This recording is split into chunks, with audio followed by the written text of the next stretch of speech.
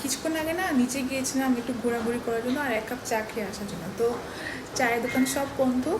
তো দেখলাম যে একটা মামা ভ্যান দিয়ে যাচ্ছে অনেক রকম শাক নিয়ে। তার মধ্যে আমার প্রিয় অনেক শাক ছিল, যেমন যেমন শাপলা আছে না, এখন তো বর্ষাকাল শাপলা পাওয়া যায়। তো আমি শাপলা বাদ দিয়ে, হাতে কম টাকা ছিল, আমি যেহেতু চা খাওয়ার উদ্দেশ্যে গিয়েছি তাই 10-20 টাকা নিয়ে গিয়েছিলাম আর কি। তো আমার হাজব্যান্ডের প্রিয় শাক নিয়ে আসছি, আমার শাক না আনি।